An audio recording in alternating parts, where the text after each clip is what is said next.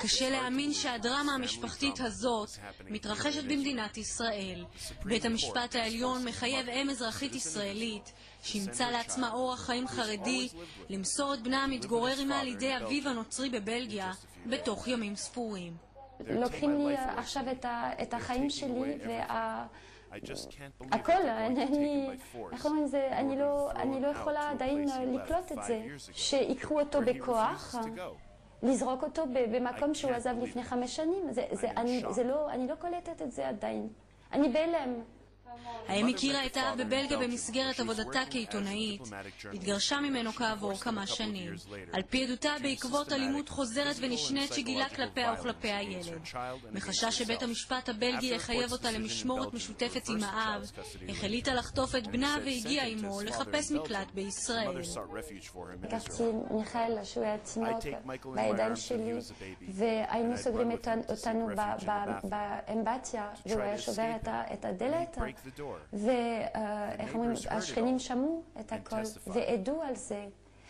האב המשמש יועץ לשרים בכירים בפוליטיקה הבלגית לא ויתר. בית המשפט העליון בישראל הסתמך על אמנת האג הקובעת כי ילד שנחטף חייב לחזור אל ארץ הולדתו המקורית, ופסק ילד המריבה חייב לחזור לבלגיה.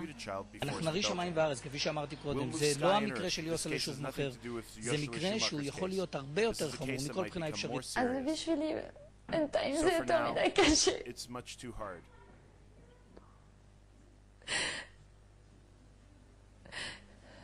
אפילו בדמיון.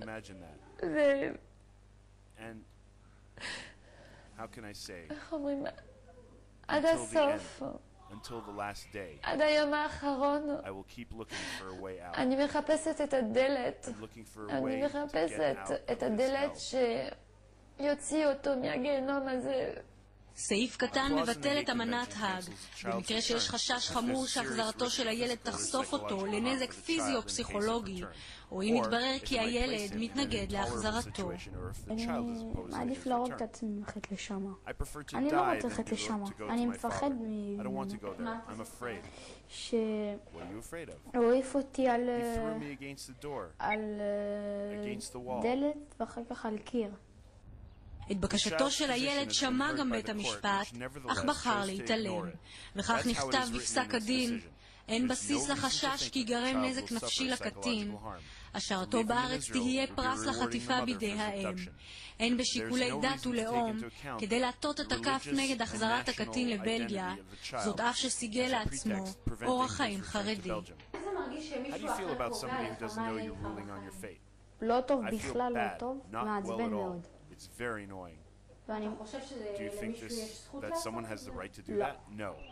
בימים הקצובים שעוד נותרו מתחננים האם ובנה לכל עזרה משפטית או מדינית שיכולה לערער על הפסיקה ולאחד אותם שוב.